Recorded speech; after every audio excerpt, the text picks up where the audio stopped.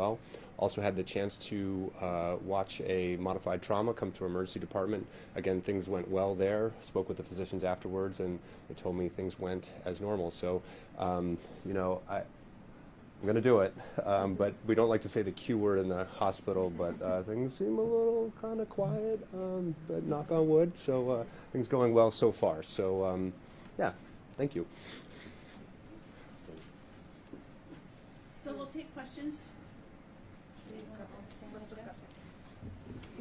What's going to happen with the traveling nurses or the nurses you brought in after the strike ends? So after the strike is over, we will transition them out. And that will happen on Sunday morning, and then they will return home. We'll make sure we have a safe handoff process, just like we did this morning. Yeah, they will be done as of Sunday morning. How many shifts were left open and needed to be filled by the decision of the nurses to strike this week? Do you want to go ahead? How many shifts? Oh my goodness. So the majority of our nurses have vacated the building, and so most of those positions are open right now. So we have several qualified nurses who have come in, and again, like I said earlier, we had a seamless transition this morning. So we have enough nurses that we are confident that we are staffed fully and able to continue caring for the patients that are with us right now, as well as any procedures that we have scheduled moving forward. As for a specific number or ballpark? Yeah, I don't have that number for you right now, but I can assure you that we have fully staffed the hospital today. Can I ask, I think the number we were told something about 1,300 nurses were participating in this.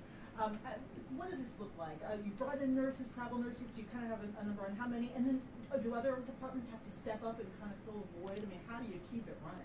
Yeah, that's a great question. Thank you. So we do have both clinical and non-clinical volunteers who have come in. The beauty of having a Providence system as large as ours is we have caregivers throughout our entire Providence system who come and help us in situations like this. And so we do have those in the building helping us right now to ensure that we have safe patient care. In addition to that, like I said earlier, we have those replacement workers who are with us. We also have travelers who were with us before the strike who have remained with us throughout the strike. And we've had a significant number of nurses who have crossed the picket line already to come into work today. And we were really pleased to see that.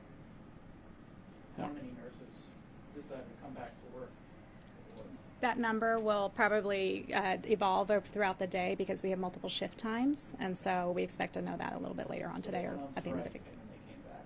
Yes, So yes. they're not fully on strike. We have some nurses who have chosen, and it is their choice to choose whether or not they want to be on the picket lines or they want to come into work, and we respect that choice. But we also want to make sure that we're providing the ability for nurses who do want to come in and care for patients to be able to do so. On the replacement nurses number, how many did you bring in and where did these nurses come from? So we don't have the number of the replacement nurses that we can share with you at this point. We can definitely get back to you on that. But what I can say is that, we have looked at, what we anticipated our needs to be. Our goal is to make sure we're planned for and prepared for the worst case scenario. Our goal throughout all of our planning has been to make sure that we can safely take care of the patients that are in the hospital with us today, but also to make sure that we can continue to meet the needs of the community throughout the week. Where did the nurses come from? Is this an agency all over the way? These are nurses that work all over the country, and they come from out of state and out of state and Washington State as well. This can't be cheap. I mean, travel nurses are more expensive than, from the bottom line perspective, than your resident nurses, if I'm using the term properly. What kind of a hit to the bottom line is this going to be? That is not a number that I have for you at the moment. It is a big hit, though. I think you're right. Is that this comes at a higher cost, for the hospital, which is unfortunate.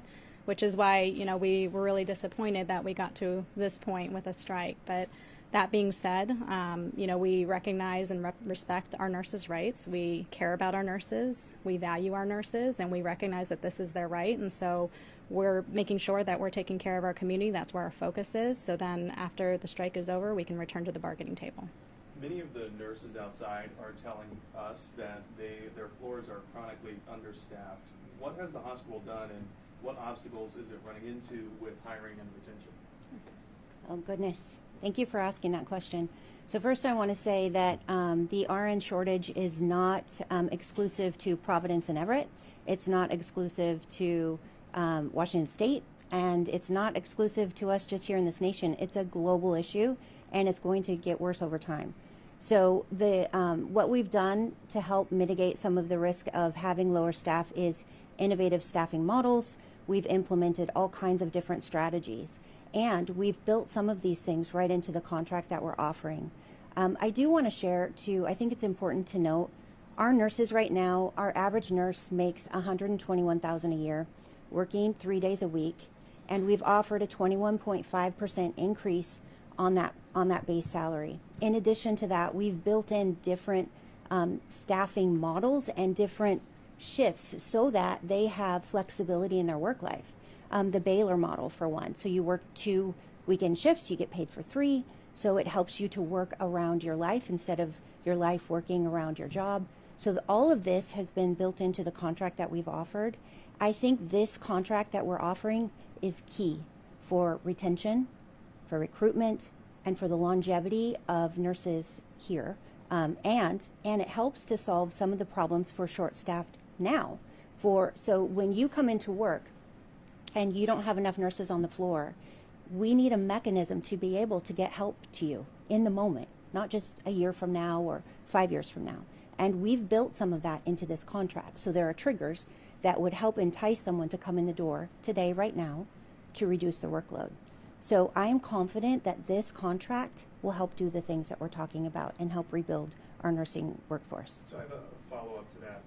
Providence, like many others you say around the globe, has had its own difficulties with nurses, but according to the press release that we have here in front of us, the company found enough nurses to be fully staffed, even though the union's saying that it's 1,300 nurses out there. And they did so within 10 days' notice. Well, many of the nurses and some members of the public are confused. How can that problem be fixed so quickly if it persisted so long beforehand? I appreciate that question.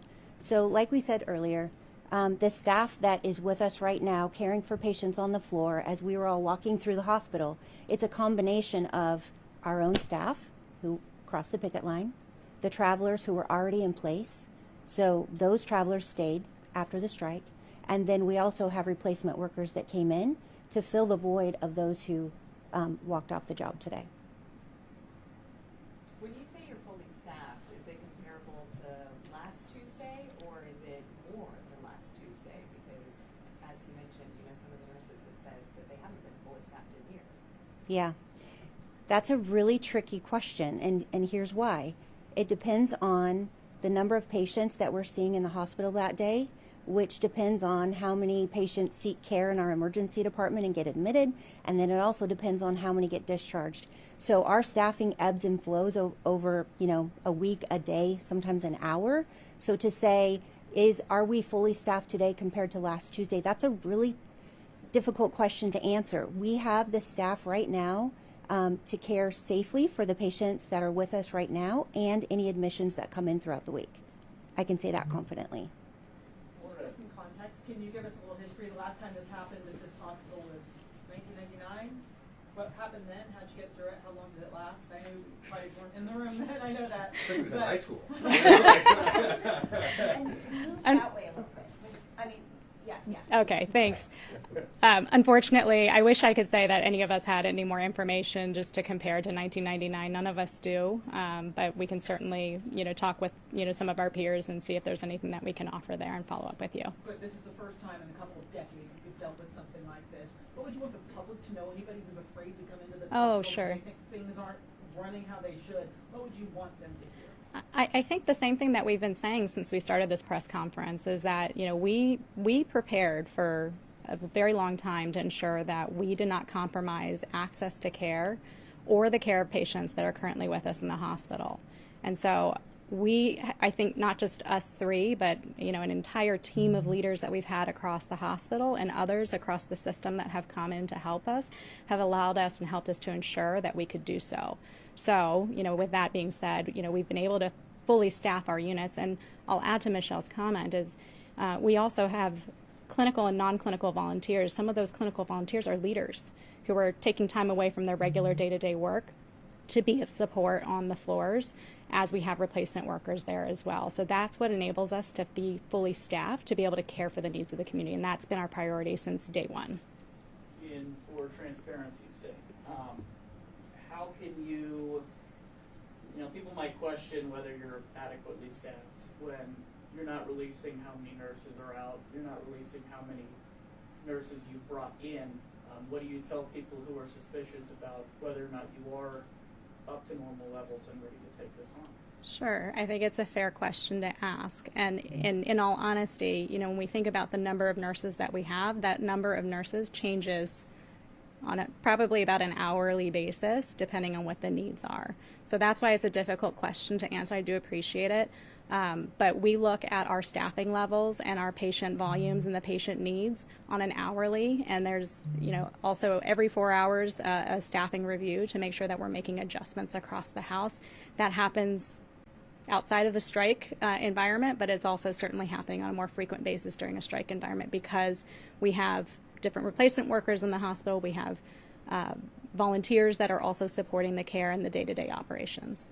So there's no specific baseline for that. The public just has to trust that you guys are. We can get you a baseline on numbers. That's not something that I have right in front of us right now, and again, because that's dependent upon what the census is and also what the level of acuity or how sick our patients are. Because depending on the level of sickness and the complexity of the care, it requires a higher level of staffing. What's next year? How long does the strike last? When do negotiations pick back up again? What does the future look like? And would those replacement nurses have to stay longer?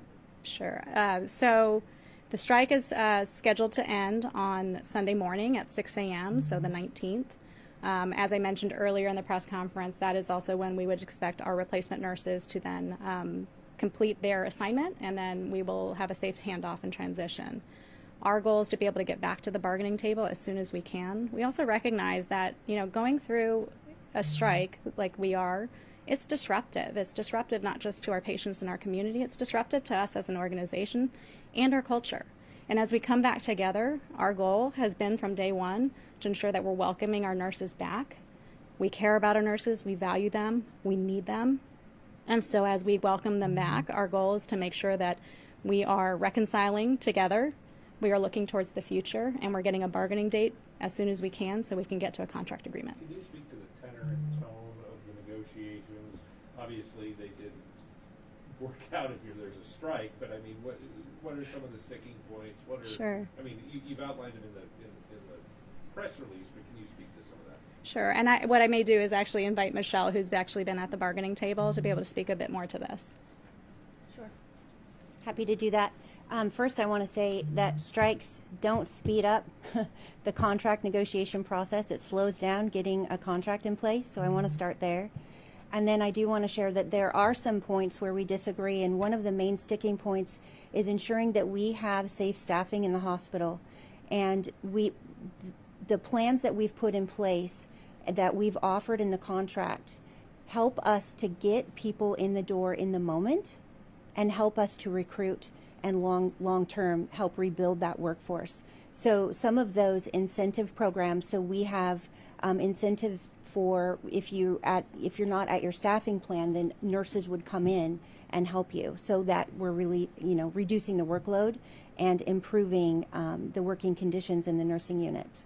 In addition to that, we've got innovative staffing models that we're doing now, and so we want to make sure that we have the ability to be flexible in our staffing, utilizing other members of a care team to help take care of patients in the building. So using an RN and an LPN, bringing them back into acute care, using CNAs in a different way, and making sure that everyone's working together as a team.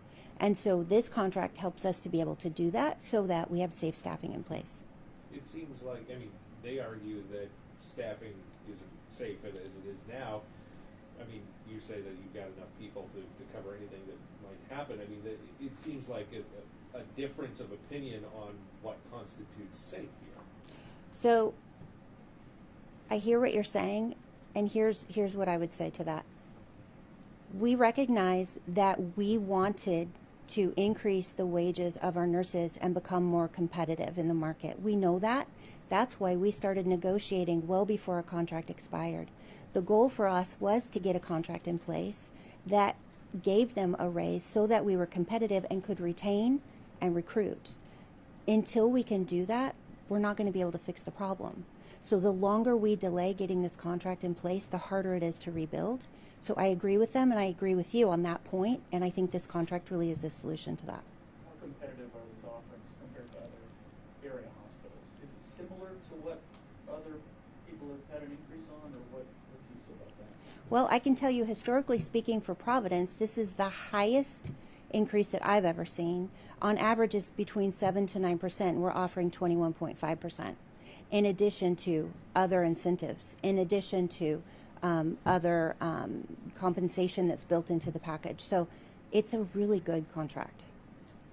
Legally, can nurses go on a strike longer than the 5-day period here? Can you explain that to people? So legally, we would have to receive a 10-day notice. We received that 10-day notice in October, and we received the strike notice. Or excuse me, we received the 10-day notice on November 3rd, and so that gives us the 10-day notice. We knew that there was the risk of the strike with the strike authorization vote that happened in October.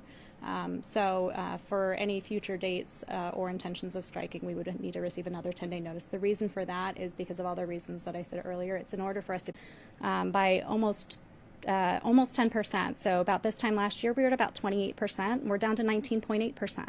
So there has been some improvements. But it's clearly not enough. We have much more work to do, and again, that's where the contract comes into place for us, is really helping us get over that other side of this to get to a place where we feel like our staffing is more stable. Thank you all for coming today. If you have any other questions, please, Michael Connors is in the back. He can provide you any additional help. And yeah, thank you for coming. Thank you. Thanks, guys. Thank you.